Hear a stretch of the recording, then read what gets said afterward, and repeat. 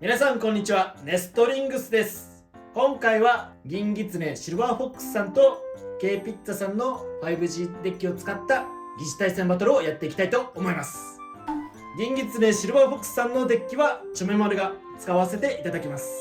そして K ピッツァさんのデッキは私野水航が使わせていただきます。それでは早速やっていきましょう。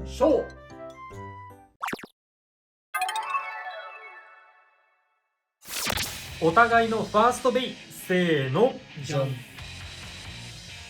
チェインルシファー、イリーガル、ベアリングメビウス6。ジホイドエクスカリバー、ザンザス、ハイエクステンドプラスダッシュ1。ファーストバトル、レディーセット。3、2、1、ゴーシュッ。オーバーフィニッシュ。チェインルシファーに2ポイント。よーし。いやマジでこれがあるんだよな、このスタジアムな。アタックした側がオーバーしてしまう。まあでもチェインはねディフェンスタイプだからカウンターじゃカウンターだからね、ちゃんとチェインらしい戦いをしたんじゃないかな。お互いのセカンドベイ、せーの、じゃん。インペリアルオーディン、スティングデストロイダッシロアヘリオス、オーバー、ベアリングメビウス0。ハイモードにしました。セカンドバトル、レディーセット。3、2、1、ゴーシュッ。危ない。オーバーフィニッシュ。インペリアルオーディンに2ポイント。というわけで 5G バトルの勝者は銀狐シルバーフォックスさんです。ュ。やりましたよ両方同じところにオーバーされたんだけど、いやしかしインペリアルってだいぶ前 GT シリーズ最後のレイヤーなのにしっかりと飛ばされた気がする。まあロアが引っかかったのかもしれんが、でも K がでかいから、うんアタックは決まりやすいよね。そうね、でかい分アタックは決まりやすいかも。 5G バトルの勝敗は決まりましたが、最後までやっていきましょう。お互いのサードベイ、せーの、じゃん。デンジャラスアキレス、ネクサス、アドベンチャーゼロ、サードギア。マスタースプリガン、ホイール、ベアリングドリフト。サードバトルレディーセット。3、2、1、ゴーシュッ。おお、飛んだ飛んだ。飛ばせ飛ばせ。さすがに重量の差を感じる。3回連続オーバーフィニッシュか。なんか俺のベアリングドリフト本当に答えが良くない。さあただベアリングドリフト遅れ合いは実際そんなに強くはないが、スピンフィニッシュ。マスタースプリガンに1ポイント。なんとか1ポイント取れた。お互いのフォースベイ、せーの、じゃん。ディバインペルセウス、ザンザス、デストロイ3、ファーストギア。ウィンドベリアル、ギガ、ネバー、テン。フォースバトルレディーセット。3、2、1、ゴーシュッ。さあネバー結構動き回るから変なとこ行った時に当たると怖いよ。欲しい。なんかステイしてるステイしてる。いややっぱりウィンド飛ばねえ。スピンフィニッシュ。ウィンドベリアルに1ポイント。なんとかポイント取り返していってる。お互いのフィフスベイ、せーの、じゃん。バーストフェニックス、スプレッドダッシュ、ベアリングダッシュ8。レイジヘリオス、ジール 3A。 フィフスバトルレディーセット。3、2、1、ゴーシュッ。さあジール真ん中に落ち着いてアタックを決めたい。おアタックは決まったが後ろは発砲ゲットじゃない。頑張ってくれ。いやもう一発決めたい。バーストフェニックス。いやお互い飛ばし合ってはいるんだけど、さあ送り合いはスピンフィニッシュ。バーストフェニックスに1ポイント。いやー惜しかった。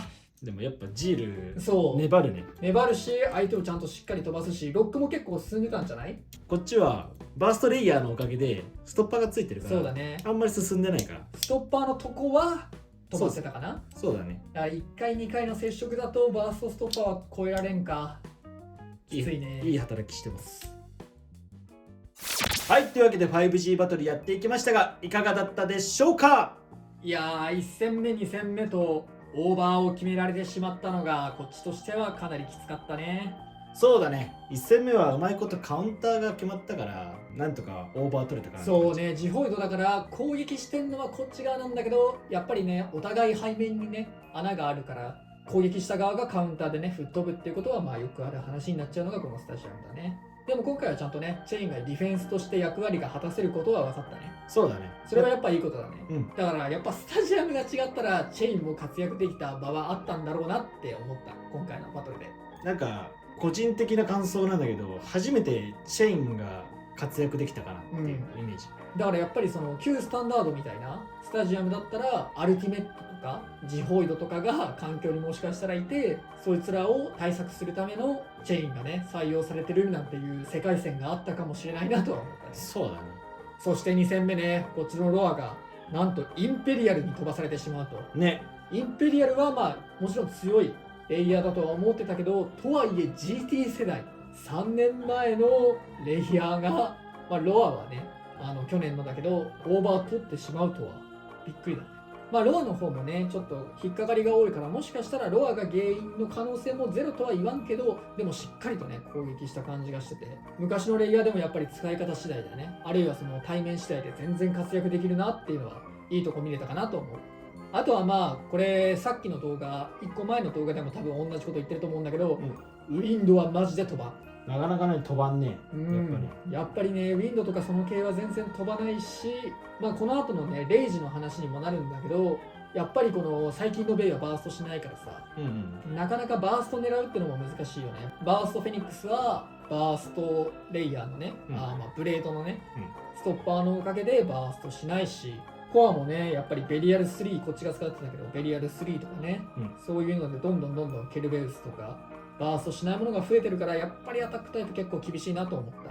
レイジもねやっぱりジールドライバーっていう踏ん張るドライバーをあえてアタックドライバーとして採用することによってかなり相手をねバシンバシンと弾き飛ばしはしたんだけど、あんだけアタックしてようやくストッパーが外れるくらいだね。そうだね、まあ、でもジールはやっぱ粘りもいいから結構いいドライバーだなっていうのは思った。いやもうマジでジールもねスタジアムが違ったら活躍してたと思う。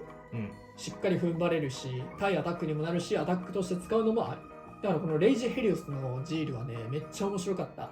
そうだね、こっちも結構、もしかしたらオーバーされてたかもしれないしね、でもやっぱりねスタジアムがアタック対策しちゃってるからね、こればっかりは厳しかったなって感じ。でも今回本当にねお互い K ピッツァさんも銀ギツネシルバーホックスさんでちょっと読み方合ってるかわかんないんですけど、お二方ともね非常にユニークで個性的なんだけど、でもすごくパワーもあってすごく面白いデッキを送ってくださって本当にありがとうございました。遊んでてとっても面白かったです。ということでこの動画が良かったらグッドボタンとチャンネル登録よろしくお願いいたします。それじゃあまた次の動画でお会いいたしましょう。バイバーイ。バイバーイ。